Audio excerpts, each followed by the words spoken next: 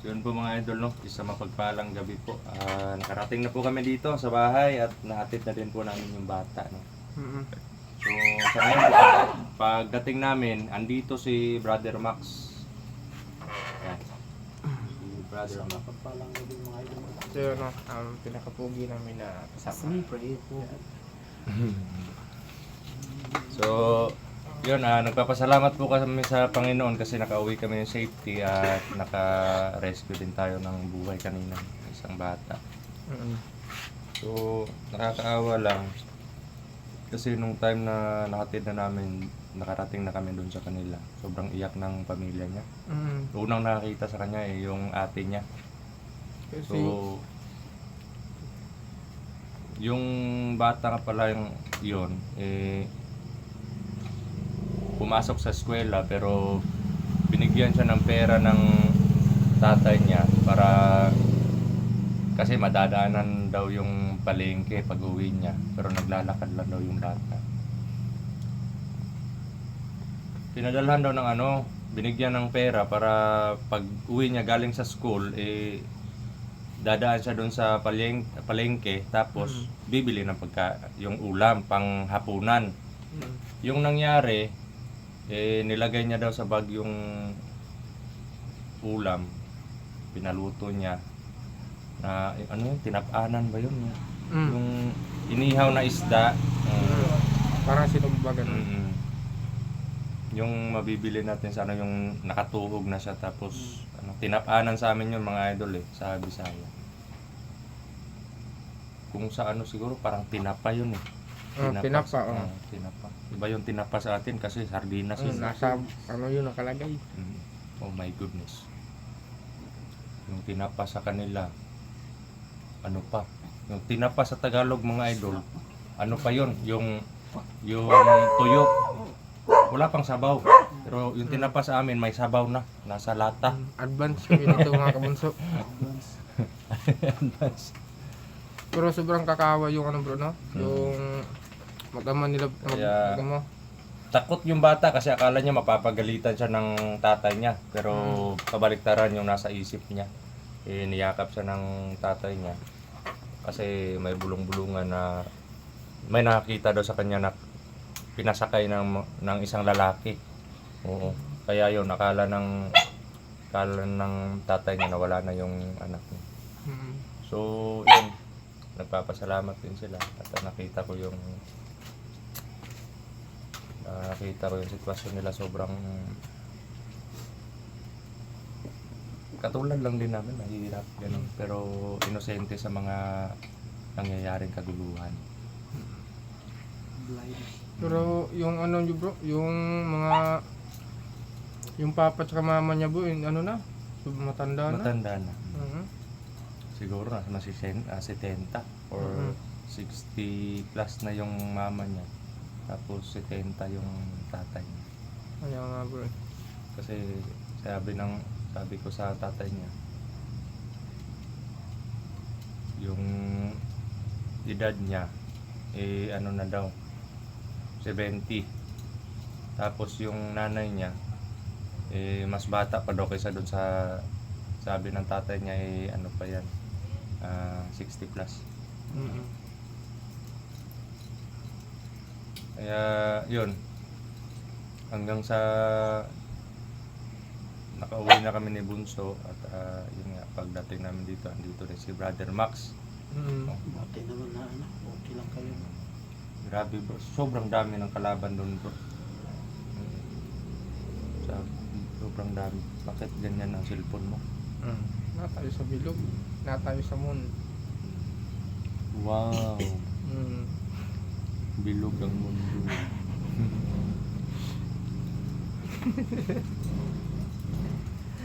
So, yun. Ano yung ulit yung sinabi mo kanina tungkol sa kapatid mo? Bro? Yung kapatid ko na isa, nandun sa ospital, na-operahan. Naoperahan yung Yung sakit nila, kidney, yung sinabi ko kanina, yung appendix, appendix. appendicitis. Yun yung nangyari sa lalaki ba yun? Grabe, yung problema ko sunod-sunod. Yung una, yung kapatid ko na isa. Andun pa sa room. Hindi pa nakalabas. Nakalabas na pero andun sa simbahan do para pag tawag ng doktor, malapit na. Malapit lang doon sa ospital. Oo. Tapos yung kapatid ko pa doon sa bundok, may sakit din. Kaya Mm. sabi ko punta muna ako doon ngayon. Kumbaga sakali lang ba? Mm. Baba na ba kayo? So yun, pumunta si Brother Max dito. Nagbabaka sakali siya na nakababa na kami. Kaya yun yung problema niya din na share niya sa amin. Kung may tutulong lang sana kami, hindi naman tayo Kanina nga gusto ko puntahan doon sa hospital yung nakapirahan ko. Hindi ako makapunta kasi punta tayo tapos panggas lang. Kaya naman pero yung ayun panggas. makaya naman yung May panggas ka. Oo. Pero yung kahit konting tulong lang na maibigay mo sa kanila, wala, no? Yan lang. Grabe, dalawang kapatid ni Brother Max. Tatlo? So, Yung isang kapatid mo, andun pa sa bundok. sa bundok kung May sakit siya. Tapos yung isa, na operahan, appendicitis. Tapos yung isa naman, dialysis yung dialysis. Nako. Nako. Parehas may ano? Tara. Iwan ko. na Grabe, sa lahat ng mga pagsubok, kailangan talaga natin na continue lang tayo, bro, sa pagdarasal oo. na magpapasalamat naman tayo sa mga problema na binibigay ng Panginoon sa atin kasi nananatili tayo na matatag, lalo na pag nalampasan natin yung mga pagsubok na yun. Pero yun nga, pag andun pa tayo sa mismong pagsubok pa talaga sa buhay, yung mga trials, hindi pa natin, kumbaga, yung mga pagsubok na dumaan noon, kaya na natin yung lampasan kung babalik yun. Pero iba yun eh, iba yung pagsubok na dumarating sa buhay natin, hindi pa balik-balik yung mga pagsubok na yun. Kaya kailangan mag-adjust na naman tayo kung paano natin i-survive yung pagsubok na yun. At Sana ano yung dati si Maui ngayon para sa Maui medyo okay. medyo okay na pero bawal pa rin siya mag-explore. Bawal talaga kasi ulo yung tama. Mahirap yun. Pero ano pa man pero kahit ganun pa man ang nangyari, salamat na din tayo ng Panginoon. Oo, sobrang malaki yung pasasalamat ko sa Panginoon na Hindi lang sa Medyo mga okay na blessing siya. tayo magpasalamat. pati yung mga problema din. Kasi siguro binigay ni Lord sa akin. Para ano, Yun eh. para Para subukin yung ano, yung katatagan natin. Kaya natin kasi binigay ng Panginoon. isa din dun sa nakikita ko sobrang dami tayong hinihingi. Tayong mga tao. Sobrang dami nating hinihingi sa Panginoon.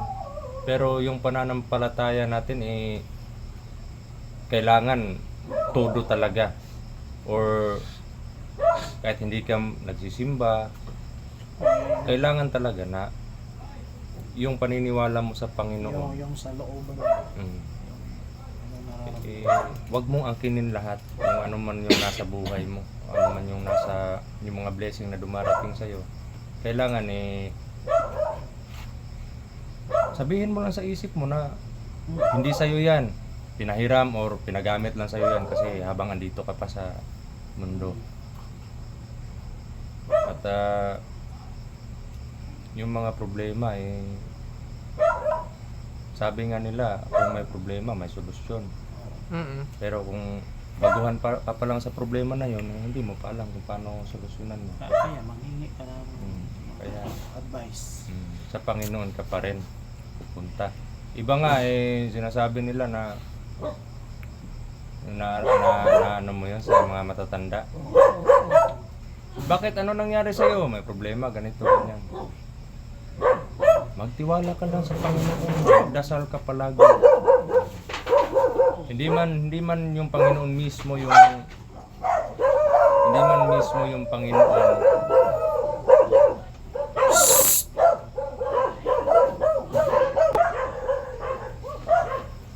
Na! Na! Na! Nako, pag lumabas ka dyan, iihawin ka talagang nanak ka. Baka may tao bro. Hmm? Baka may tao. Ah, normal yan kasi ano yan eh. Hmm. Daanan. Problema nga lang pag ibang tao na eh, masasagap naman natin kung masama yung dadaan. So, yun mga idol, no?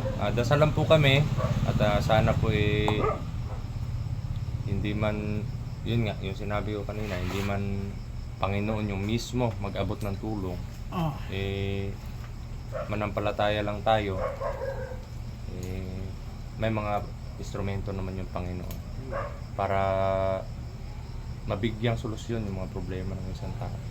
Basta't manalig lang tayo sa Kanya. Wala namang sunod-sunod yung problema ni Brother Max, mga idol. Siya po yung siya po yung kumbaga umaalalay kay Ma'am dun sa pagpapagaling ni Ma'am. Kaya hindi po siya nakasama sa exploration. Kaya medyo okay na. At pag medyo okay na po yung problema ni Brother Max, sana po matulungan po natin kahit ano lang, kahit ako may anak ko dyan bro, may 50 pesos. Kahit piso. Kahit piso. Hmm. Yan ikaw. May dos ako dito. May dos. Yan. 3 na lahat. Ako kahit nilagnat ako. Oo, nilalagnat nga siya eh. Hinahawakan ko kanina yung kamay niya. Ang lambot ng kamay mo. Aray. Iklog. Baka iba mo yung nahawakan mo bro. Iba ba yung gusto mong hawakan ko? Gusto ko yung lato-lato. Hindi, nagpapatawa lang tayo. Hindi naman pwede na kahit nasa kahit nasa bingit tayo ng kamatayan eh minsan naiisip pa rin natin yung mga katatawanan. Ganun. Diba? Madali tayong matanda pag puro na lang seryoso. Matanda na nga yung mukha ko tapos hindi pa ako ngingiti. Nakaw. Masamo tagatiguang ani mga idol oy. Iwan ko lang kung naiintindihan nyo yun. Sa mga Bisaya, may galab shoutout sa inyong lahat. At sa mga Tagalog naman, may galab shoutout po sa inyong lahat. No? At pasensya na po kayo sa hindi nakakaintindi ng Bisaya kasi minsan nagbibisaya po kami dun sa exploration, sa mga video namin. Lalo na pag nagtatagalog kami at puro sugat na yung mga dila namin. Yung Sa ano na bro, nakakagat namin. yung sa critical na area na bro. Salamat mga idol. Mm. Kahit hindi ako naghawak yung cellphone ay may nag-upload naman. Mm-mm. Salamat sa mga Bandido dyan. nanood, yung mga solid natin dyan. Thank you, yung mga silent. Kahit hindi ako yung naghawak ng cellphone nandun sa kalaban natin, Pero kung ma-open ko naman bro. ma-open niya naman daw yung account niya sa ibang cellphone pero yun nga lang hindi sa kanya yung cellphone na pinag-openan niya. Pero pagdating ng panahon na may bagong cellphone si Brother Max, pwede niya mang change pass yun. Tapos mawawala na yun doon sa dating cellphone niya na sa kalaban. At yung mga account niya lahat pwede niyang ipang lahat yun doon, pang remove niya lahat doon. Hindi na ma-open, mawawala ng access yung cellphone na yun. At buti na lang yung yung nalagyan ko ng up-lock yung Uplock. yung Kaya hindi nila messenger saka inbox. kaya hindi nila na-open yung mga message. Sa ano ba yung sa photo. So safe kung kunwari yung may mga taong sumusuporta sa atin na magda-direct message sa iyo, safety pa rin yung message nila. Hindi talaga ma-open. Na hindi ma-open ng iba. Ikaw lang talaga yung nakakaalam ng uplock. Ganun. Ikaw Dudoy, ano naman yung masasabi mo sa mga kalagayan natin ngayon? Ang gwapo ko dun bro. Anong masasabi mo? Ang Ang gwapo. masasabi ko lang, sa susunod namin na balik, titirahin pa rin namin kayo. Titirahin. Yung Tirahin mga natin kalaban. Tirahin natin yan. Katalikod. Silent kill ba? Hindi. Kailangan talaga na todo ingat pa. Ingat pa rin tayo. Pero pag okay ka na sa problema mo bro, pwede ka nang Walang problema mga idol. Kahit wala tayong cellphone. At least na may nag-PM nga sa akin eh. May nag-message, gano'n. May comment pala yon doon sa YouTube. Nagpapasalamat siya kahit konti lang daw yung views. Views namin kahit konti lang daw. Patuloy kaming nag-i-explore. Eto masasagot ko po yun mga idol. Hindi po hadlang yung views. Hindi po views yung dahilan kung bakit kami nag-upload. Kundi para makita nyo po yung updates dun sa mga nangyayari sa amin. At isa pa, hindi naman po kami nagbo-vlog para magkapera eh. Hindi po namin ginawa tong mission. Totoo lang. Hindi po kami nag-i-explore para magkapera, kundi nag-i-explore po kami para makatulong. At hangad po namin yung wala nang gulo, katahimikan para makapagsimula kami ulit sa panibagong landas na tatahakin namin para sa pamilya namin. At kung tingin nyo po sa mga views namin, wag hayaan nyo na lang po yan. Hayaan nyo na lang. Panginoon na po yung bahala dyan. At ano na lang po, paki-share, ganun, comments, like, ganun, ng mga videos namin para paki-subscribe ka naman. At marami pa pong mataas pa na mission or marami pa kaming mission na susuungin. Kaya minsan may mga mission po kaming hindi na namin ina-upload o hindi na kami nabibideo. Kasi may mga ano yan, yung tinatawag na may term dyan eh. Yung parang hindi pwede na hindi pwede lahat. Hindi pwede na ipakita sa iba. Kaya minsan nag-explore kami na wala kami dito. Ngayon nag-aalala ako sa inyo kasi dalawa lang kayo.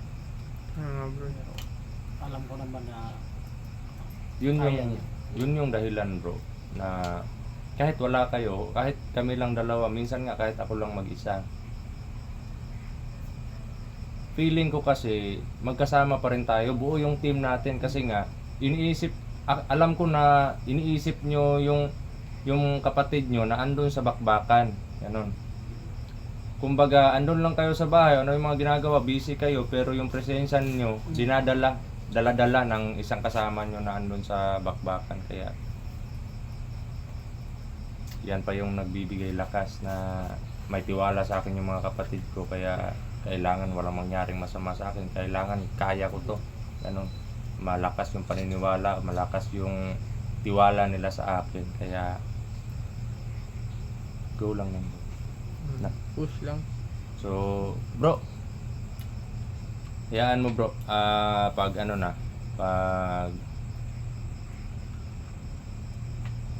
ma-okay na yung yung problema, at sana kung ano man po, kung may gusto man tumulong kay Brother Max tungkol dun sa problema niya sa mga kapatid niya. Si Brother Max po may problema din siya sa sarili niyang yung pangangailangan, lalo na may mga anak siya. Pero makikita mo po yung kabutihang loob ng isang kapatid o isang tao na kahit naghihirap siya, hindi niya iniinda yung hirap sa buhay niya. Kumbaga mas inuuna niya pa yung problema ng ibang tao, kundi kung problema ng ibang tao or problema ng mga kapatid niya, kasi mas lubos pa nangangailangan yun kaysa sa kanya. Kumbaga kahit nga ako minsan may pera ako, nakakapag sideline ako, ganun. Bibili ako ng bigas, makakita ko ng bata na andun lang sa gilid. Tapos gumaganon, no? Yun, gumaganon. Nangihingi. Makikita ko talaga sa bata na yung sipon niya andun sa ano, excuse me po mga idol. Kasi kailangan ko pong ilarawan or i-explain ko ano. Parang makikita ko na ano po talaga siya, parang walang wala or walang mama, walang ganon. So, palaboy na lang. Kaya kahit hindi nanghihingi, hindi pera yung binibigay ko, kundi pagkain. Na sana, pwede ko naman ibigay sa mga anak ko. Pero yung mga anak ko, nakakain naman ng nabubusog naman kung ano man yung maihain namin sa hapagkainan. Yung bata lang na walang wala. Kaya, yun. Laban lang, bro. Laban lang. Basta salamat mga idol sa mga support. So, yun mga idol, no? Hanggang dito na lang po yung update namin. At maraming salamat Sino po ako sa sa- lahat ng sumusuporta.